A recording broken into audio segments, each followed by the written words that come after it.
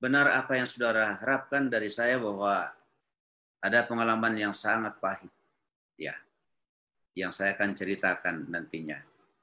Tapi saya mau kasih tahu dulu kepada kita bahwa ada beberapa tahapan yang Tuhan ciptakan dan yang Tuhan izinkan terjadi di atas bumi kita ini, ciptaan Tuhan sendiri.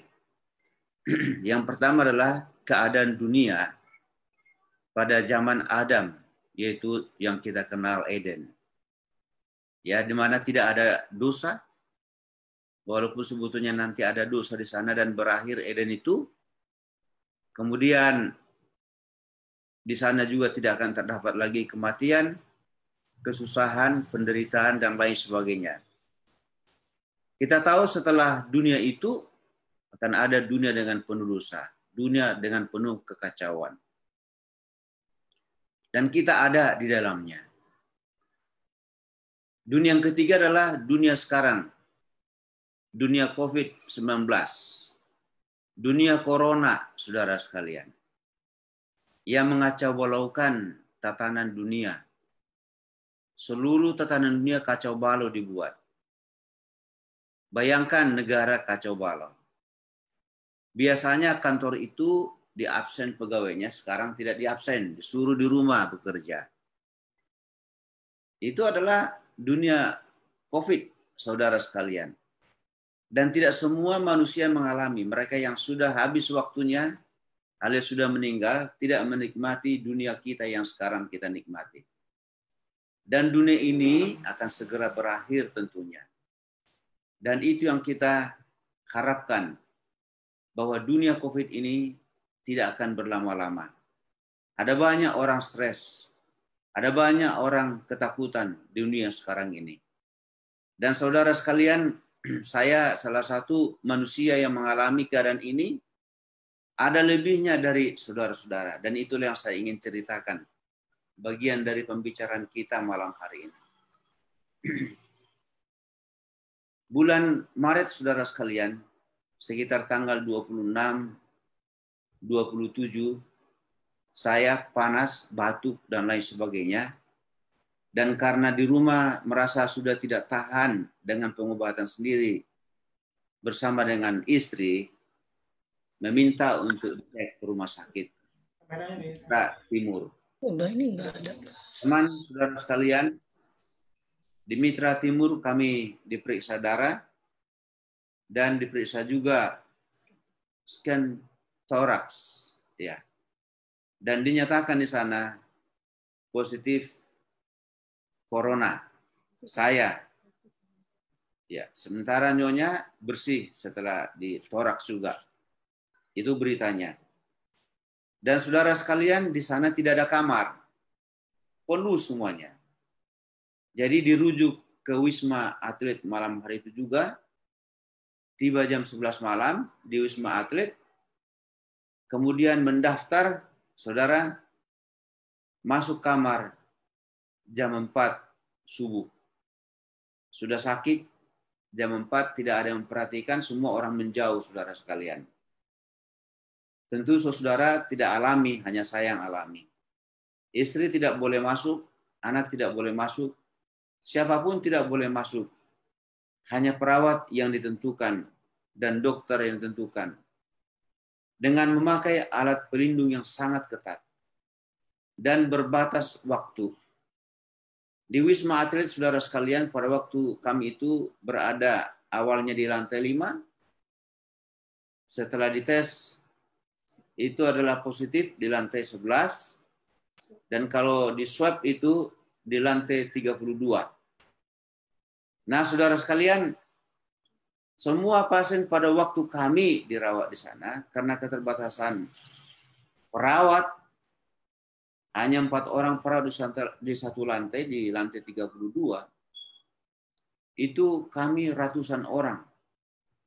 Dan harus ambil makan sendiri, ambil minum sendiri, obat hanya dikasih sekali, kemudian kita mandi sendiri, urus sendiri, dan apapun sendiri.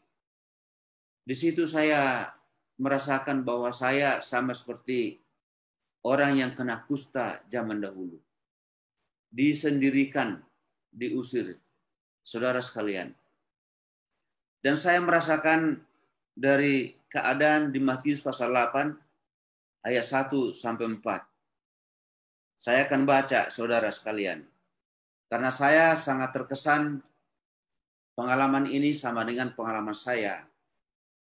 Dia memang adalah orang kusta, tetapi saya adalah penderita COVID-19. Ayat 1 mulai di pasal 8 buku Matius. Setelah Yesus turun dari bukit, orang banyak berbondong-bondong mengikuti dia. Maka datanglah seorang yang sakit kusta kepadanya. Lalu sujud menyembah dia dan berkata, Tuhan, jika Tuhan mau, Tuhan dapat mentahirkan saya. Saya terkesan dengan doa ini, saudara sekalian. Jika Tuhan mau,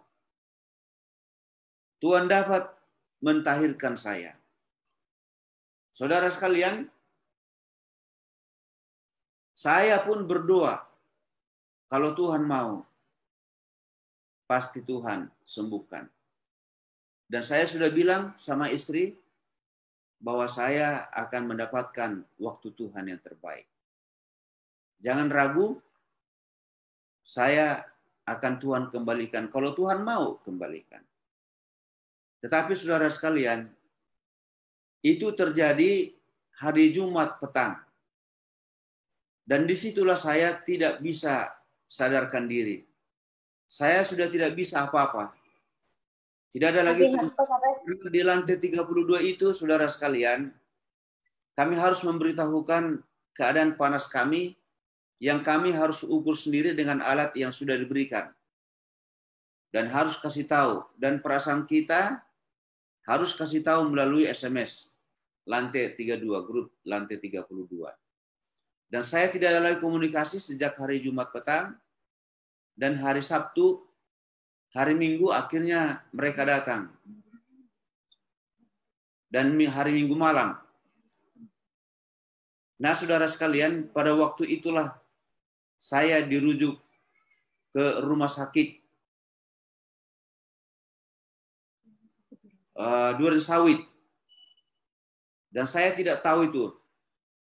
Saya tidak sadarkan diri di Durensawit, saudara sekalian. Sebelumnya di Wisma Atlet itu saya 3 kali tidak sadarkan diri. Dan harus ditolong dengan oksigen. Tetapi tidak ada efek oksigen itu kepada orang yang sakit corona. Saudara tahu, saya alami, mungkin dalam kategori seperti saya, sudah parah penyakitnya, itu bernafas susah. Menghirup nafas susah. Mengeluarkan susah. Saya alami. Dan di kerongkongan ini, saudara sekalian, rasa diperas. Disuruh diam. Dan memang yang sakit corona itu enak tidak bernafas. Karena tidak sakit. Jadi saya bernafas, berjuang bernafas, sakit. Saudara-saudara. Hanya satu yang saya ingat, Tuhan tolong saya. Tapi saya tahu bahwa waktu itu, saudara sekalian, ada alat Tuhan. Tidak cukup hanya saya mau, tapi ada alat Tuhan. Keluarga mengirim termos. Dan saya berjuang untuk mencolok termos itu dengan air 1 gelas di dalam. Dan begitu mendidih, uapnya itu saya hirup. Dan itu sangat menolong saya untuk bisa bernafas. Itu adalah teko listrik yang bisa saya gunakan di Wisma Atlet. Nah, teman saudara sekalian, pengalaman di Durensawit adalah saya kembali tidak sadarkan diri. Disitulah yang saya mendengarkan suara mereka. Setelah perjuangan begitu rupa untuk bernafas, para perawat bilang, sayang, Bapak ini meninggal. Jadi saya sudah divonis di sana meninggal. Saya dengar saudara sekalian dari perawat. Tapi saya tidak sadar bahwa saya ada di Duren Sawit pada saat itu. Nah, saudara sekalian, istri tidak tahu. Mereka bilang, ada yang menangis. Orang yang menangis itu, perawat yang menangis itu adalah perawat yang sering ditelepon oleh istri saya untuk menitip saya, keadaan saya. Dan saya mendengarkan sendiri bahwa mereka berjuang untuk memberitahukan kepada istri saya bahwa saya sudah tidak bernafas. Tetapi seorang perawat lain menjawab, tidak boleh kamu kasih tahu. Kecuali 1 jam kita tunggu. Tapi yang saya ingat adalah saya berjuang untuk bernafas. Saya berjuang untuk mencari Tuhan pada saat itu. Tuhan adalah pertolongan. Tuhan adalah perlindungan saya. Tidak ada yang lain. Dan Tuhan melindungi saya. Dalam ayat 3 Matius pasal 8, sama seperti kepada orang kusta itu, mengulurkan tangannya kepada saya dan menjamah saya dan berkata, aku mau, jadilah engkau tahir. Bagi dia dan bagi saya, jadilah engkau sembuh. Saudara sekalian, pada saat seperti itu, saya tidak memikirkan uang. Uang yang ada di kantong saya untuk gaji orang adalah saya sudah hamburkan. Kemudian saya tahu, dompet saya sudah buang, ATM saya sudah kasih sama mereka supaya dibagi uang tidak seberapa pun di dalam. Kemudian pakaian saya sudah lempar. Saya bilang, saya tidak perlu apa-apa. Saya hanya perlu Tuhan, perlindungan saya. Saudara sekalian, dalam hal seperti itu, saya hanya memerlukan Tuhan. Tidak ada yang lain. Karena saya tahu dan sadar diri bahwa Tuhan, Yesus itu adalah perlindungan kita. Saudara-saudara, ada satu ayat lagi yang saya mau ingin tekankan kepada kita malam hari ini. Yaitu di dalam Mazmur 144 ayat 2. Yang menjadi tempat perlindunganku dan kubu pertahananku, kota bentengku dan penyelamatku, perisaiku dan tempat aku berlindung, yang menundukkan bangsa-bangsa ke bawah kuasaku. Daud, saudara sekalian, menyadari keadaannya tidak bisa apa-apa kalau bukan Tuhan. Dan yang menundukkan dia raja, memenangkan dia dari gugatan atau siksaan, kejaran dari musuhnya. Dia tahu adalah Tuhan. Dan Tuhan melindunginya. Saudara sekalian, teman-teman, dalam pengalaman rohani kita, di dalam dunia corona seperti ini, kita hanya memerlukan Tuhan. Dunia corona ini mengacau balaukan. Orang bergereja juga jadi kacau balau, saudara sekalian. Saudara dengar barangkali. Kenapa ada yang takut konferensi ini? Ini belum apa-apa, belum penganiayaan sudah pada takut. Ketika kita mengumumkan supaya beribadah di rumah. Tapi saudara tahu, saudara barangkali alami, dan mungkin saudara dan saya akan berubah pada waktu izin bergereja dikasih. Saudara lihat di gereja, berapa orang yang datang pada waktu jam sekolah Sabat? Hanya sedikit. Tidak ada separuh, saudara sekalian. Sudah bagus kalau setengah dari anggota gereja kita hadir. Begitu datang corona yang direncanakan oleh Tuhan, ingin menghajar, memberitahukan kepada kita bahwa ibadah seperti itu adalah ibadah yang memuakkan hati Tuhan. Dia izinkan corona terjadi di dunia kita ini agar kita sadar diri. Dan barangkali saudara sekalian, kita datang ke gereja, mungkin kita juga mengantuk keadaannya. Tuhan mengizinkan corona datang untuk menghajar kita, memberikan pendidikan kepada saudara dan saya. Sekarang kamu belajar beribadah dengan baik di rumah. Itulah sebabnya kita disuruh untuk belajar di rumah. Kepada dunia pendidikan, Biasanya saudara sekalian, anak kita disuruh belajar, tapi ogah untuk belajar. Disuruh datang ke sekolah, ogah untuk datang, absen dan lain sebagainya. Dengan hadirnya corona, Tuhan bilang, belajar di rumah. Kamu belajar untuk berdisiplin diri, untuk belajar di rumah. Saudara tahu orang kantor, saya adalah orang kantor, saudara juga barangkali kebanyakan orang kantor. Di kantor di absen. Tapi apa perilaku dari pegawai kita? Terlambatlah, ogah-ogahanlah kerja. Tuhan mengizinkan corona agar mereka berdisiplin. Latih di rumah. Kamu bekerja di rumah. Sebenarnya corona itu berbicara kepada kita kepada hal yang positif. Ada positifnya. Di dunia yang lain, saudara sekalian, rumah tangga kita kacau balau. Tidak ada waktu untuk berkumpul dengan istri. Tidak ada waktu untuk berkumpul dengan anak-anak, dengan keluarga. Tuhan mengizinkan corona hadir. Ada di rumah. Sekarang saudara dan saya, selama berapa bulan ini, kita tidak tahu berapa bulan lagi, kita sedang menjalin hubungan yang intim, yang indah, yang mesra dengan istri dan juga anak-anak kita. Amin. Itu adalah maksud Tuhan, saudara sekalian. Di dalam kehadiran dunia corona kepada kita. Jadi kita sebetulnya tidak boleh mengutuki dunia itu. Tapi kita berdoa dalam dunia corona seperti ini, COVID-19. Tuhan ada rencana besar. Tuhan mengenal Yesus itu adalah perlindungan kita. Yang melindungi kita. Kalaupun ada hamba Tuhan yang pergi pendeta Silalahi. Mungkin ada pelajaran yang kita tidak tahu. Hanya Tuhan yang paham. Nanti bila mana Yesus datang, kita tahu mengapa Tuhan mengizinkan beliau untuk beristirahat mendahului kita. Saudara sekalian, ada banyak umat Tuhan menderita.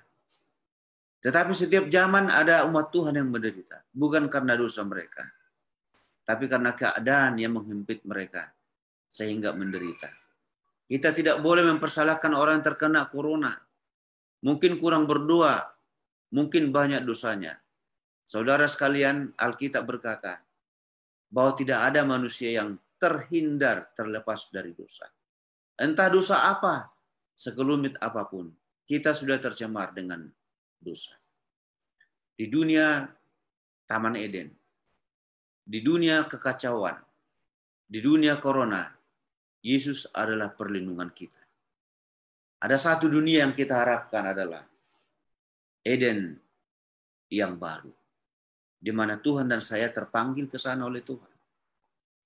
Tuhan perlindungan kita itu memanggil kita untuk datang dengan setia, saudara sekalian. Dunia corona sebelum dunia Taman Eden, Eden yang baru, akan ada dunia yang hancur-hancuran. Alkitab berkata, hancur-hancuran, saudara sekalian. Kita akan tinggalkan dunia ini. Kita akan tinggalkan harta kita, mobil kita, apa saja yang kita punya. Dompet kita tidak berlaku, ATM kita tidak ada laku. Uang kita tidak berlaku. Kita akan tinggalkan nanti. Itu lebih kacau, lebih susah, lebih sulit, lebih mencekam dari dunia corona yang kita alami. Saya tidak tahu apakah saudara dan saya bakal mengalami dunia hancur-hancuran seperti itu. Itulah keadaan dunia yang terakhir sebelum dunia Eden yang baru yang dikaruniakan Tuhan kepada saudara dan kita semua. Oleh karena itu, saudara sekalian, apa yang kita buat adalah di ayat 3. Matius pasal 8. Lalu Yesus mengulurkan tangannya, menjamah orang itu. Sekarang saudara sekalian, di dunia seperti ini, Yesus datang mengulurkan tangannya. Di Taman Eden ketika manusia itu berdosa, Yesus mengulurkan tangannya untuk menolong Adam dan Hawa. Tapi mereka berspekulasi, saling menuduh satu sama lain. Ketika manusia itu diusir dari Taman Eden, Yesus tetap mengulurkan tangannya menolong, melindungi, memelihara umat manusia. Dan di dunia COVID sekarang ini, saudara sekalian, Yesus terus mengulurkan tangannya. Di dunia dan situasi saya, saudara sekalian, yang sekarat itu, saya merasa bahwa Tuhan Yesus mengulurkan tangannya, memberikan perlindungan, memberikan pertolongan, memberikan hidup yang kedua kepada saya. Dan kita malam hari ini bisa bertemu muka dengan muka walaupun dengan Zoom seperti ini. Saudara sekalian, apa sambutan saudara dan saya malam hari ini dalam kehidupan kita? Saudara-saudara, jangan lupa diri. Seperti Adam dan Hawa lupa diri. Mereka sudah berdosa, membutuhkan Tuhan sebagai penyelamat dan perlindungan.